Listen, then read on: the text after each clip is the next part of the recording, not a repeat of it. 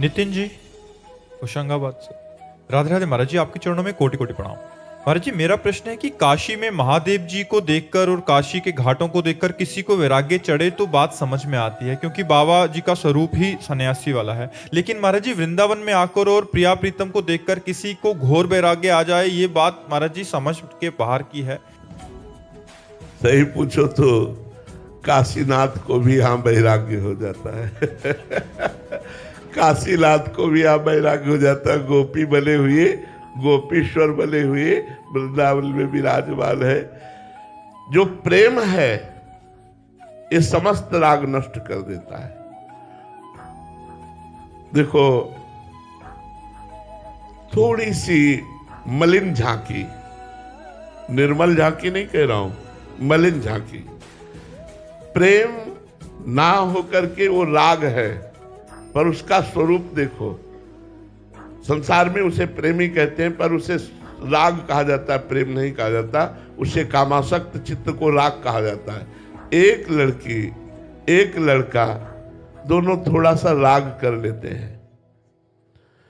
अब उनके मिलन में बाधा पहुंचने लगी, दोनों अपने अपने परिवार को छोड़ देते हैं। अब उनके परिवार भारी विरोध में उतर गए, दोनों अपने प्राण छोड़ देते हैं। सुना है नहीं सुना? एक लौकिक राग में इतनी ताकत है कि दोनों अपने परिवार को छोड़ दिए, दोनों अपने प्राणों का भी त्याग कर दिया। इतना बड़ा वैराग्य, इतना बड़ा राग त्याग कि दोनों ने एक साथ जहर खा लिया। फिर ये तो प्रेम देश है, ये तो प्रिया प्रीतम का प्रेम देश है। यहां वैराग्य हो जाना कोई बड़ी बात है क्या? वृंदावन में वैराग्य होना बड़ी बात नहीं, क्योंकि प्रेम समस्त रागों का नाश कर देता है। प्रेम जिसके हृदय में उत्पन्न होता है, उससे जैसा वैरागी कौन होता है? गोपियों जैसा वैरागी कौन था?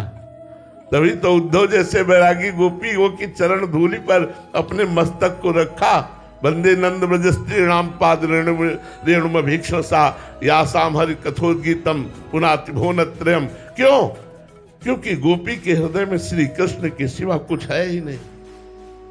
श्री कृष्ण प्रेम में मतवाली गोपियां, न पति न पुत्र न परिवार न शरीर, कोई राग नहीं, और सबके बीच में रह रही, सबके बीच में रह रही है। इसलिए भाई, ये प्रेम देश है। यहाँ वास्तविक वैराग्य तो यही होता है। वास्तविक क्या मतलब? मोक्ष त्यागी भी यही है। काशी में तो वैराग्य मोक्ष प्राप्ति के लिए होता है, लेकिन वृंदावन में वैराग्य मोक्ष त्याग करके भी होता है। मोक्ष के भी वैरागी यहाँ मिलेंगे। प्रेमानुरागी जन यहाँ मोक्ष का भी त्याग कर देते हैं। इसलिए प्रेम का प्रभाव ऐसा होता है।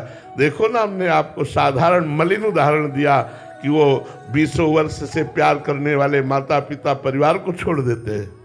ज्यादा बिन पड़ा तो अपने प्यारे प्राण और देह का त्याग कर देते हैं सांसारिक राग के लिए। फिर परमात्मा से प्यार करने वाले अगर संसार से वैराग्य कर ले तो कौन सी बड़ी बात है? ये कौन सी बड़ी बात है? महाराज जी, बाहरी दृष्टि है अपनी, इसलिए हम बाहरी वस्त्रों के त्याग को या ऐसे को वैराग्य कहते हैं। वास्तविक वैराग्य ऐसा भी हो सकता है कि सब कुछ है और अंदर से इसका हाँ, वास्तविक वैराग्य तो उसे कहते हैं। देखो, वैराग्य की 3 स्थितियां बताई गई शास्त्रों में। पहला कहते हैं त्याग। त्याग का मतलब मुझे भोग की इच्छा है, पर मैं भोगूंगा नहीं क्योंकि मुझे भगवत प्राप्ति करनी है। और प्रबल इच्छा भोग की है, पर उन भोगों को नहीं भोगता क्योंकि वो भगवत प्राप्ति करना चाहता है। इसे कहते हैं त्याग। दूसरा है वैराग्य। भोगों की उपस्थिति पर भोगों की इच्छा ना होना, भोगों के बीच में रहते हुए भी भोग की इच्छा ही ना होना, इसे वैराग्य कहते हैं। और तीसरे को कहते हैं उपरति। भोग है, ये भोगने वाली वस्तु है, ऐसी स्मृति का भी नाश हो गया, उसे उपरति। उपरति को ब्रह्म साक्षात्कार या भगवत साक्षात्कार किए हुए महापुरुष उपरति को प्राप्त होता है। महाराज जी, पहली स्थिति जो है त्याग आपने बताई, ये तो साधक की बहुत दुखद स्थिति है ये, क्योंकि तन छाड़े मन गए है, दोनों ही दुख होए। तन से भोगना नहीं और मन बार बार भोगने की चाह करता है, दूना दुख होता है। इसी को तो पार करना कठिन। वैराग्य आ गया फिर क्या हो, तो जीत गया, जीत गया। असली वैराग्य आ गया तो जीत गया। अभी तो त्याग के मार्ग पर हम चलना चाहते हैं, पर मन हमारा भोगों में लगा है। बड़ा दुखद है, बड़ा दुखद परिस्थिति होती है, और ये बहुत लंबे समय तक रहता है। वैराग्य, शुद्ध वैराग्य आना, भोगों में अरुचि हो जाना। जैसे बमन को कोई खाने की इच्छा नहीं करता, ऐसे भोगों में अरुचि हो जाने को वैराग्य कहते हैं। यहाँ से लेके ब्रह्मलोक तक के भोगों में अरुचि हो जाना, रुचि ही नहीं है। लेकिन अभी हम लोगों में रुचि है, पर हम भोगेंगे नहीं, क्योंकि हमें भगवत प्राप्ति करना, इसे त्याग कहते हैं। महाराज जी उपरति तो बहुत ही तब वो ब्रह्म साक्षात्कार किए हुए महापुरुष को, जो उपरति को प्राप्त महापुरुष, वो उसमें और ब्रह्म में कोई अंतर नहीं।